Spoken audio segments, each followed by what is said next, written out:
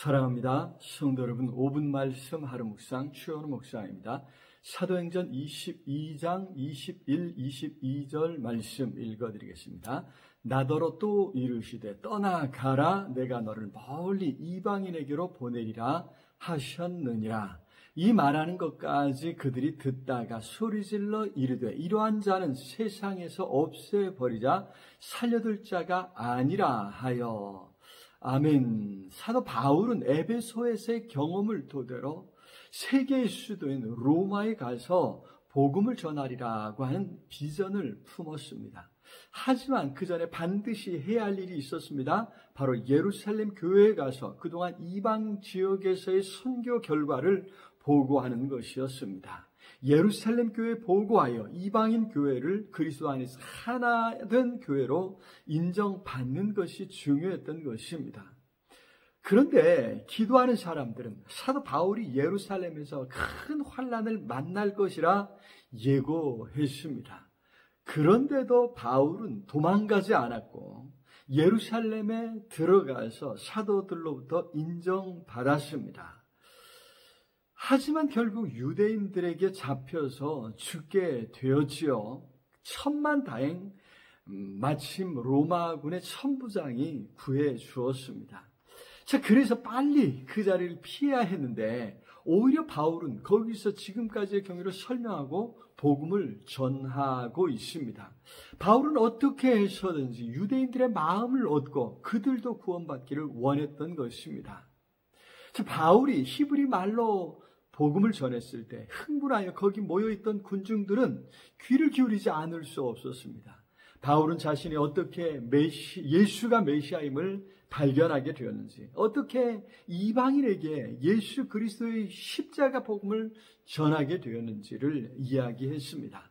두 번의 환상이 그 계기였다는 것입니다. 첫 번째 환상은 다메섹으로 가던 길에서 예수 그리스도를 만났던 환상이지요. 그 환상을 계기로 바울은 그리스도인으로 거듭나게 되었습니다.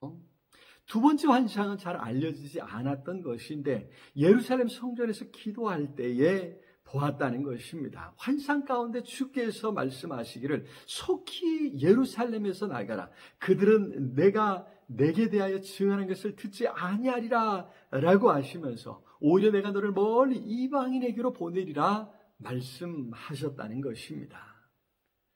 자, 유대인들에게 예루살렘 성전은 하나님의 말씀이 나오는 것이고 종말의 모든 계시가 집중되어 있는 아주 중요한 처소였지요. 자, 그런데 그런 성전에서 자신들을 버리고 이방인에게로 가라라고 하는 환상을 보았다고 하니까 유대인들이 기분이 좋겠습니까? 그래서 말이 채 끝나기도 전에 유대인들 가운데 다시 큰 소동이 일어났습니다. 바울을 잡아 죽이고자 했던 것입니다. 자, 중요한 것은 두 번의 환상을 통해서 사도 바울이 예수 그리스도를 만났고 삶의 목표가 달라졌다는 것입니다. 박해자였는데 이처럼 복음을 전하는, 즉 이방인에게 복음을 전하는 사도가 되었다는 것입니다. 바울처럼 예수 그리스도를 만난 어떤 분명한 체험과 분명한 확신이 있으십니까? 바울이 경험했던 그런 신령한 환상은 아닐지라도 우리가 말씀을 듣는 가운데, 읽고 듣는 가운데, 또 신앙생활을 하면서 계속된 어떤 부르심을 통해서라도 우리는 분명한 믿음과 확신 가운데 서야 될 줄로 믿습니다. 그런 확신과 체험들과 소소한 간증들을 통해서 그리스도인으로 굳게 서야 되고 복음을 전하는 삶으로 우리의 삶의 목표가 달라져야 되는 거죠. 성령께서 함께 하시고 은혜 베푸시기를 기도합니다. 사랑의 주님, 참으로 감사합니다. 오늘도 성령으로 우리의 삶에 찾아오셔서 우리를 말씀 깨닫게 해주시고 여러 가지 체험들을 통해 믿음 안에 굳게 서게 해주신 것 감사합니다.